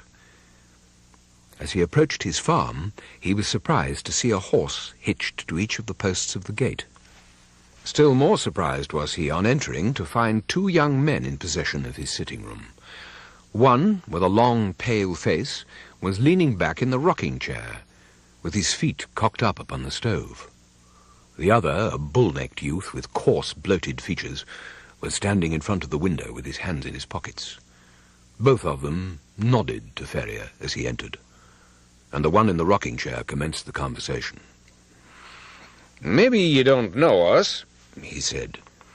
"This here is the son of Elder Drebber, and I'm Joseph Stangerson, who traveled with you in the desert when the Lord stretched out his hand and gathered you into the true fold. We have come at the advice of our fathers to solicit the hand of your daughter, for whichever of us may seem good to you and to her. As I have but 4 wives, and Brother Drebber here has 7, it appears to me that my claim is the stronger one." "Oh, but my prospects are better," rejoined young Drebber, smirking at his own reflection in the glass. "It'll be for the maiden to decide. We will leave it all to her decision." During this dialogue, John Ferrier had stood fuming in the doorway. "Look here," he said at last, striding up to them. "When my daughter summons you, you can come. But until then, I don't want to see your faces again." The two young Mormons stared at him in amazement. In their eyes, this competition between them for the maiden's hand was the highest of honors both to her and her father. "There are two ways out of the room," cried Ferrier. "There's the door, and there's the window. Which do you care to use?" His brown face looked so savage, and his gaunt hands so threatening, that his visitors sprang to their feet and beat a hurried retreat. "You shall smart for this," Stangerson cried, white with rage. "You have defied the prophet and the council of four. You shall rue it to the end of your days." "The hand of the Lord shall be heavy upon you," cried young Drebber. "He will arise and smite you." In the whole history of the settlement, there had never been such a case of rank disobedience to the authority of the elders. Ferrier knew that his wealth and position would be of no avail to him. Others as well known and as rich as himself had been spirited away before now, and their goods given over to the church. He was a brave man, but he trembled at the vague, shadowy terrors which hung over him. He concealed his fears from his daughter, however, and affected to make light of the whole matter, though she, with the keen eye of love, saw plainly that he was ill at ease. His fears were soon fulfilled. Upon rising next morning, he found, to his surprise, a small square of paper pinned onto the coverlet of his bed, just over his chest. On it was printed in bold, straggling letters, "29 days are given you for amendment, and then..." The dash was more fear-inspiring than any threat could have been. How the warning came into his room puzzled John Ferrier sorely, for his servants slept in an outhouse, and the doors and windows had all been secured. The 29 days were evidently the balance of the month which Young had promised. What strength or courage could avail against an enemy armed with such mysterious powers? The hand which fastened that pin might have struck him to the heart, and he could never have known who had slain him. Thus day followed day, and as sure as morning came, he found that his unseen enemies had marked up in some conspicuous position how many days were still left to him out of the month of grace. Sometimes the fatal numbers appeared upon the walls, sometimes upon the floors. With all his vigilance, John Ferrier could not discover whence these daily warnings proceeded. He became haggard and restless, and his eyes had the troubled look of some hunted creature. He had but one hope in life now, and that was for the arrival of the young hunter from Nevada. 20 had changed to 15, and 15 to 10, but there was no news of the absentee. One by one the numbers dwindled down, and still there came no sign of him. At last, when he saw 5 give way to 4, and that again to 3, he lost heart and abandoned all hope of escape. Single-handed and with his limited knowledge of the mountains which surrounded the settlement, he knew that he was powerless. The more frequented roads were strictly watched and guarded, and none could pass along them without an order from the council. He was sitting alone one evening, pondering deeply over his troubles, and searching vainly for some way out of them. That morning had shown the figure 2 upon the wall of his house, and the next day would be the last of the allotted time. In the silence, he heard a gentle scratching sound, low but very distinct in the quiet of the night. It came from the door of the house. Ferrier crept into the hall and listened intently. There was a pause for a few moments, and then the low, insidious sound was repeated. Someone was evidently tapping very gently upon one of the panels of the door. Springing forward, he drew the bolt and threw the door open. "Oh, good God!" he gasped. "How you scared me!" "For God's sake, give me food!" gasped Jefferson Hope hoarsely. "I've had no time for bite or sup for 48 hours. He flung himself upon the cold meat and bread which was still lying upon the table from his host's supper, and devoured it voraciously. Does Lucy bear up well?" he asked when he had satisfied his hunger. "Yes. "She does not know the danger," her father answered. "That is well. The house is watched on every side. I have a mule and 2 horses waiting in the Eagle Ravine. We must push for Carson City through the mountains. You'd best wake Lucy." While Ferrier was absent, preparing his daughter for the approaching journey, Jefferson Hope packed all the eatables that he could find into a small parcel and filled a stoneware jar with water, for he knew by experience that the mountain wells were few and far between. He had hardly completed his arrangements before the farmer returned with his daughter, all dressed and ready to start. The greeting between the lovers was warm but brief, for minutes were precious and there was much to be done. "The front and back entrances are watched," said Jefferson Hope, "but with caution we may get away through the side window and across the fields. Once on the road, we're only 2 miles from the ravine where the horses are waiting. By daybreak, we should be halfway through the mountains." It was only through Jefferson Hope's skill and knowledge of the mountains that they were able to make their escape from the house and evade both the watchers and the guards on the road. Without him, they would surely have been lost. About the middle of the 2nd day of their flight, their scanty store of provisions began to run out. This gave the hunter little uneasiness, however, for there was game to be had among the mountains, and he had frequently before had to depend upon his rifle for the needs of life. Choosing a sheltered nook, he piled together a few dried branches and made a blazing fire at which his companions might warm themselves, for they were now nearly 5,000 feet above sea level, and the air was bitter and keen.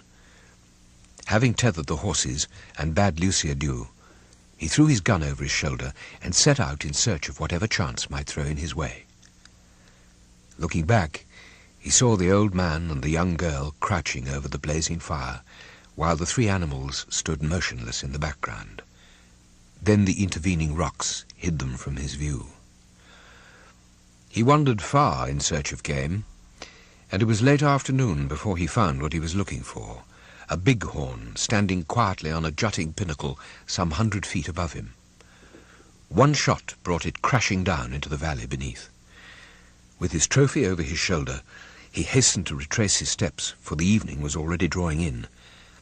He came at last to the defile in which he had left his 2 companions. When he turned the corner, he came full in sight of the spot where the fire had been lit. There was still a glowing pile of wood ashes there, but it had evidently not been tended since his departure. A dead silence reigned all around. There was no living creature near the remains of the fire. Animals, man, maiden, all were gone. Seizing a half-consumed piece of wood from the smouldering fire, he blew it into a flame and proceeded with its help to examine the little camp. The ground was all stamped down by the feet of horses, showing that a large party of mounted men had overtaken the fugitives, and the direction of their tracks proved that they had afterwards turned back to Salt Lake City. Then his eye fell upon an object which made every nerve of his body tingle within him. A little way on one side of the camp was a low-lying heap of reddish soil, which had assuredly not been there before. There was no mistaking it for anything but a newly dug grave. As the young hunter approached it, he perceived that a stick had been planted on it, with a sheet of paper stuck in the cleft fork of it. The inscription upon the paper was brief but to the point. John Ferrier, formerly of Salt Lake City, died August the 4th, 1860. Jefferson Hope looked wildly round to see if there was a second grave, but there was no sign of one.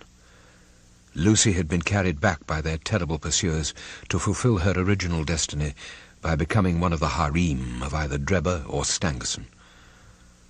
As the young fellow realized the certainty of her fate and his own powerlessness to prevent it, he wished that he too was lying with the old farmer in his last silent resting place. At last, however, his active spirit shook off the lethargy which springs from despair. If there was nothing else left to him, he could at least devote his life to revenge. With indomitable patience and perseverance, Jefferson Hope possessed also a power of sustained vindictiveness which he may have learned from the Indians amongst whom he had lived. As he stood by the desolate fire, he felt that the only one thing which could assuage his grief would be thorough and complete retribution, brought by his own hand upon his enemies. His strong will and untiring energy should, he determined, be devoted to that one end. We had listened without a word to this remarkable story, and now Jefferson Hope smiled and said, "It don't much matter to you why I hated these men. It's enough that they were guilty of the death of two human beings, a father and a daughter, and that they had therefore forfeited their own lives. After the lapse of time that has passed since their crime, it was impossible for me to secure a conviction against them in any court. I knew of their guilt, though, and I determined that I should be judge, jury, and executioner, all rolled into one. Lucy Ferrier was to have married me 20 years ago. She was forced into marrying Drebber, and it broke her heart. Within a month of the wedding, she was dead.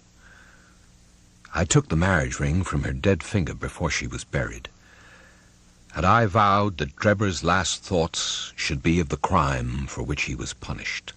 I have carried that ring with me and have followed him and his accomplice over 2 continents until I caught them. They were rich, and I was poor, so it was no easy matter for me to follow them. When I got to London, my pocket was about empty, and I found that I must turn my hand to something for my living. Driving and riding are as natural to me as walking, so I applied at a cab owner's office and soon got employment. It was some time before I found out where my 2 gentlemen were living, but at last I dropped across them. They were at a boarding house at Camberwell, over on the other side of the river. They were very cunning. They knew that I'd been following them for years, and they had a pretty good idea why. They never went out alone, and never after nightfall.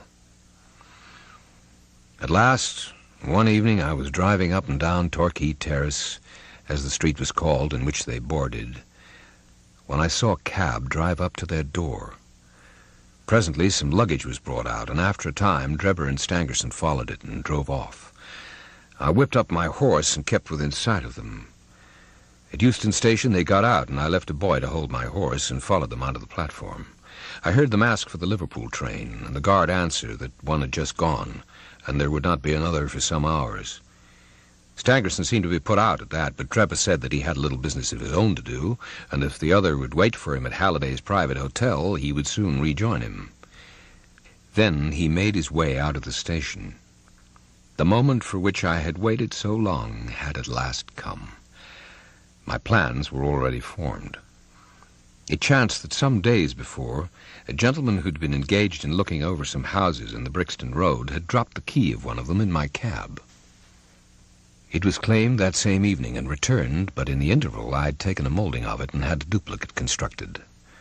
By means of this I had access to at least one spot in this great city where I could rely upon being free from interruption. How to get Drebber to that house was the difficult problem which I now had to solve. He walked down the road and went into 1 or 2 liquor shops, stayed for nearly half an hour in the last of them. When he came out, he staggered in his walk and was evidently pretty well on. There was a hansom just in front of me, and he hailed it. I followed it. We rattled across Waterloo Bridge and through miles of streets until, to my astonishment, we found ourselves back in the terrace in which he had boarded. I waited for a quarter of an hour or more, when suddenly there came a noise like people struggling inside the house. Next moment the door was flung open, and 2 men appeared, one of whom was Drebber, and the other was a young man whom I'd never seen before. This fellow had Drebber by the collar, and when they came to the head of the steps, he gave him a shove and a kick which sent him half across the road. "You hound," he cried, shaking his stick at him, "I'll teach you to insult an honest girl." Drebber staggered away down the road as fast as his legs would carry him. He ran as far as the corner, and then, seeing my cab, he hailed me and jumped in. "Drive me to Halliday's private hotel," he said. When I had him fairly inside my cab, my heart jumped with joy. Don't imagine that I intended to kill him in cold blood. Among the many billets which I have filled in America during my wandering life, I was once janitor of the laboratory at York College. One day the professor was lecturing on poisons, and he showed his students some alkaloid which he had extracted from some South American arrow poison, and which was so powerful that the least grain meant instant death. I spotted the bottle in which this preparation was kept, and when they were all gone, I helped myself to a little of it. I was a fairly good dispenser, so I worked this alkaloid into small, soluble pills, and each pill I put in a box with a similar pill made without the poison. I determined at the time that when I had my chance, my gentlemen should each have a draw out of one of these boxes, while I ate the pill that remained. Oh, it was nearer 1 than 12, and a wild, bleak night, blowing hard and raining in torrents. When I pulled up at the house in the Brixton Road, I looked in at the cab window and found Drebber all huddled together in a drunken sleep. I shook him by the arm. "It's time to get out," I said. I suppose he thought we'd come to the hotel that he'd mentioned, for he got out without another word and followed me down the garden. I had to walk beside him to keep him steady, for he was still a little top-heavy. When we came to the door, I opened it and led him into the front room. "It's infernally dark," said he, stamping about. "Oh, we'll soon have a light," I said, striking a match and putting it to a wax candle which I'd brought with me. "Now, Enoch Drebber," I continued, turning to him and holding the light up to my own face, "who am I?" He gazed at me with bleared, drunken eyes for a moment, and then I saw a horror spring up in them and convulse his whole features, which showed me that he knew me. He staggered back with a livid face, and I saw the perspiration break out upon his brow. "I have hunted you from Salt Lake City," I said, "and you have always escaped me. Now at last your wanderings have come to an end, for either you or I shall never see tomorrow's sun rise." The pulses in my temples beat like sledgehammers, and I believe I would have had a fit of some sort if the blood had not gushed from my nose and relieved me. "What do you think of Lucy Ferrier now?" I cried, locking the door and shaking the key in his face. "Punishment has been slow in coming, but it has overtaken you at last." "Would you murder me?" he stammered. "There is no murder," I answered. "Who talks of murdering a mad dog? What mercy had you upon my poor darling when you dragged her from a slaughtered father and bore her away to your accursed and shameless harem?" "It was not I who killed her father," he cried. "But it was you who broke her innocent heart," I shrieked, thrusting the box before him. "Let the high God judge between us. Choose and eat. There is death in one and life in the other. I shall take what you leave." He cowered away with wild cries and prayers for mercy, but I drew my knife and held it to his throat until he had obeyed me. Then I swallowed the other pill, and we stood facing one another in silence for a minute or more, waiting to see which was to live and which was to die. Oh, shall I ever forget the look which came over his face when the first warning pangs told him that the poison was in his system? I laughed as I saw it, and held Lucy's marriage ring in front of his eyes. A spasm of pain contorted his features. He threw his hands out in front of him, staggered, and then, with a hoarse cry, fell heavily upon the floor. He was dead. The blood had been streaming from my nose, but I'd taken no notice of it. I don't know what it was that put it into my head to write upon the wall with it. Well, perhaps it was some mischievous idea of setting the police upon a wrong track. I remembered a German being found in New York with "rash" written up above him, and it was argued at the time in the newspapers that the secret societies could have done it. I guessed that what puzzled the New Yorkers would puzzle the Londoners. So I dipped my finger in my own blood and printed it on a convenient place on the wall. And then I walked down to my cab. I'd driven some distance when I put my hand into my pocket and found that Lucy's ring was not there. Thinking that I might have dropped it when I stooped over Trevor's body, I drove back, and leaving my cab in a side street, I went boldly up to the house, for I was ready to dare anything rather than lose the ring. And when I arrived there, I walked right into the arms of a police officer who was coming out, and only managed to disarm his suspicions by pretending to be hopelessly drunk. Well, that was how Enoch Drebber came to his end. All I had to do then was to do as much for Stangerson, and so pay off John Ferrier's debt. I knew that he was staying at Halliday's private hotel, and I hung about all day, but he never came out. I fancy he suspected something when Drebber failed to put in an appearance. Well, I soon found out which was the window of his bedroom, and early next morning I took advantage of a ladder which was lying in the lane behind the hotel, and so made my way into his room in the grey of the dawn. I woke him up, and I told him that the hour had come when he was to answer for the life he had taken so long before. I described Drebber's death to him, and I gave him the same choice of the poison pills. Instead of grasping at the chance of safety which that offered him, he sprang from his bed and flew at my throat. In self-defense, I stabbed him to the heart. Well, I have little more to say. And it's as well, for I'm about done up. I went on cabbing it for a day or so. Tended to keep at it until I could save enough to take me back to America.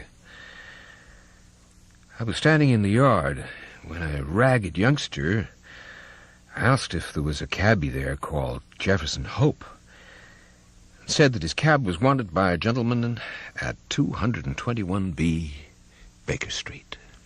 I came round, suspecting no harm, and the next thing I knew, this young man here had the bracelets on my wrists, and as neatly shackled as ever I saw in my life. Yeah, that gentleman is the whole of my story. There is only one point in which I should like a little more information, said Holmes. Who was your accomplice who came for the ring which I advertised?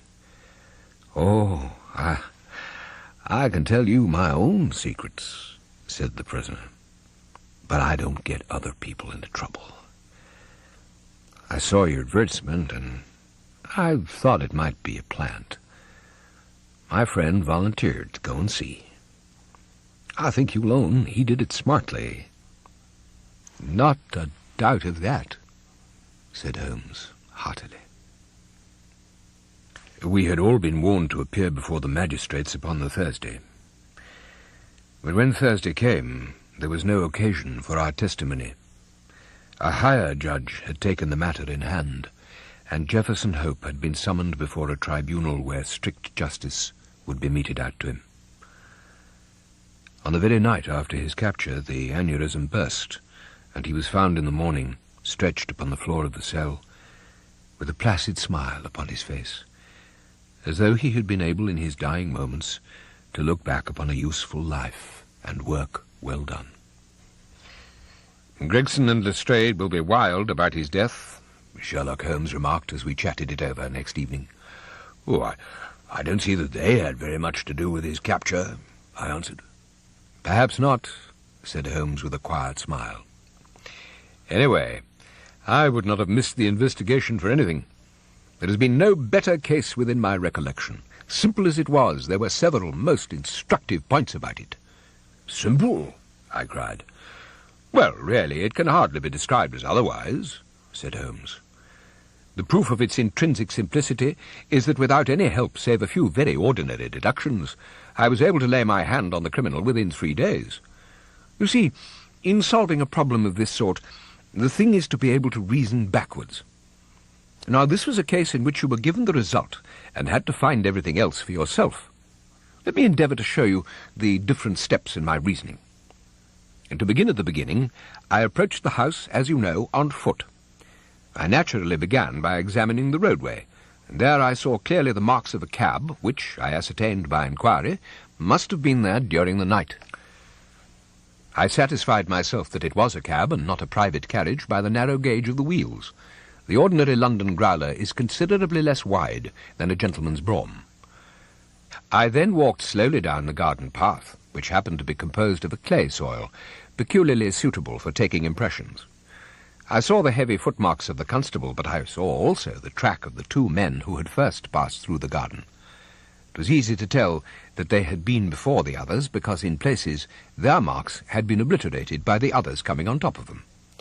In this way my second link was formed, which told me that the nocturnal visitors were 2 in number, one remarkable for his height, as I calculated from the length of his stride, and the other fashionably dressed, to judge from the small and elegant impression left by his boots. On entering the house, this last inference was confirmed. My well-booted man lay before me. The tall one, then, had done the murder, if murder there was.